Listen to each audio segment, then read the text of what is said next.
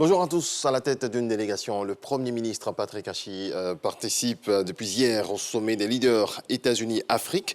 Il y représente le président de la République Alassane Ouattara. Ce sommet qui se tient du 13 au 15 décembre 2022 réunit plusieurs chefs d'État et de gouvernement, des représentants du secteur privé, aussi bien qu'africains qu'américains, de la société civile ainsi que des médias de tous les continents. Il permettra d'échanger sur les enjeux et défis du renforcement des relations États-Unis-Afrique.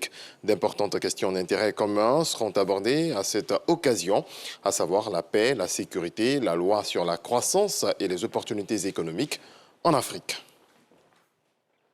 Le ministre du Budget et du Portefeuille de l'État, Moussa Sanogo, porteur de 3 projets de loi devant la Commission des affaires économiques et financières du Sénat. Code des douanes, taxes sur certains matériaux de construction, exonération du droit sur les importations de blé dans le cadre de la lutte contre la vie chère. Les sénateurs en commission ont donné leur quitus. C'est ce que nous apprend Kader Sogodogo. Le programme présidentiel prévoit sur la période 2021-2025 la réalisation de 150 000 logements sociaux et économiques. Le montant chiffré est de 1 700 milliards de francs CFA pour la mobilisation des ressources, la parafiscalité comme une des solutions. Un projet de loi instituant des taxes parafiscales sur certains matériaux de construction, à savoir le ciment, le fer à béton et le marbre, est présenté par le ministre du Budget et du Portefeuille de l'État, qui est porteur de 2 autres projets de loi devant la Commission des affaires économiques et financières. C'est d'abord un acte de solidarité, voir comment est-ce qu'on peut amener les plus nantis à aider les plus défavorisés à accéder à la propriété immobilière, mais la crainte que les uns et les autres peuvent avoir, c'est concernant les répercussions sur les prix, cette évolution haussière de certains taux d'imposition ou de ces taxes parafiscales.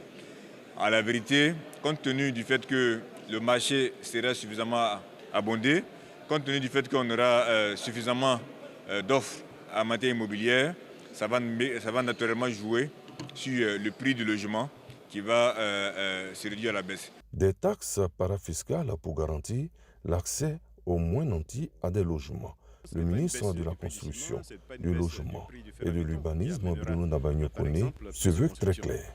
Aujourd'hui, ce qu'il faut, c'est plus de construction accompagnée par des ressources publiques. Parce qu'il faut permettre à toute la population ivoirienne, y compris celle qui aujourd'hui est dans les bidonvilles, de pouvoir accéder à un logement décent. Mais pouvoir accéder à un logement décent, ça veut dire qu'il faut pouvoir demain avoir des logements avec des loyers de 20 000 francs, de 25 000 francs, de 15 000 francs. C'est cela qui va permettre à quelqu'un qui aujourd'hui est dans un quartier précaire de le quitter pour aller dans ce logement décent.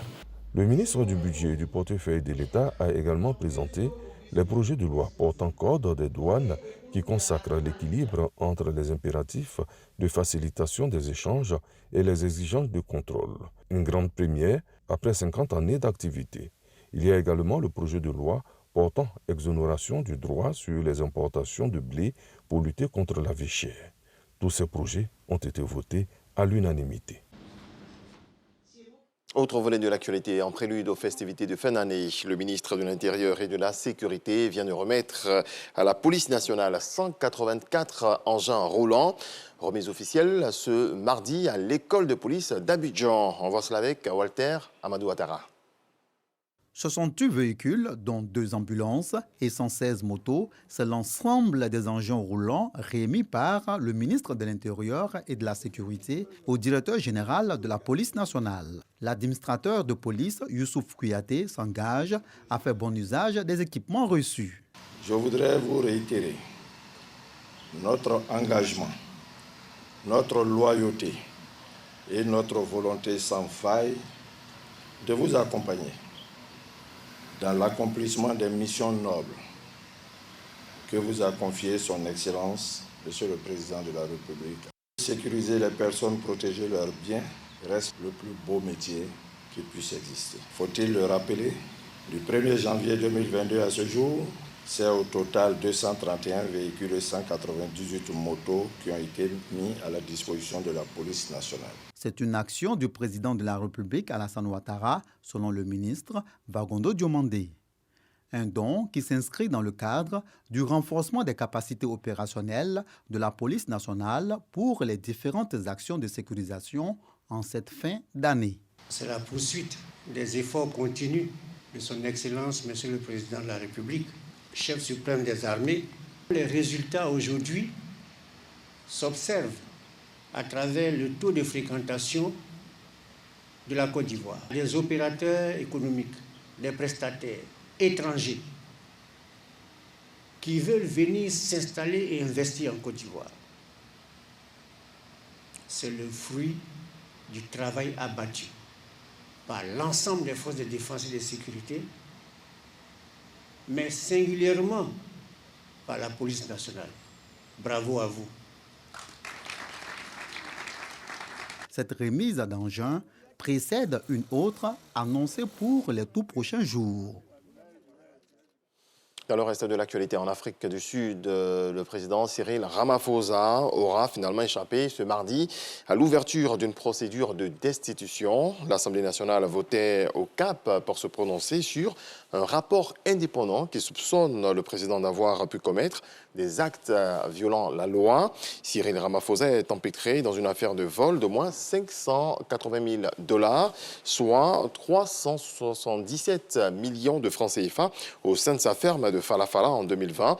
Il est accusé d'avoir dissimulé le cambriolage aux autorités, mais les députés de l'ANC ont finalement décidé d'accorder leur confiance au président. Amnesty International a publié hier les résultats de son enquête sur le drame de Melilla, 6 mois après la mort de 37 candidats à l'exil et la disparition de 77 autres. Amnesty International dénonce la violence dont ont fait preuve les autorités marocaines et espagnoles ce 24 juin, lorsque près de 2000 clandestins, en majorité originaires du Soudan, avaient tenté de pénétrer dans l'enclave de Melilla, située sur la côte nord du Maroc. L'ONG accuse les autorités marocaines et espagnoles de ne pas participer aux enquêtes. Point final, on se retrouve à 7 h.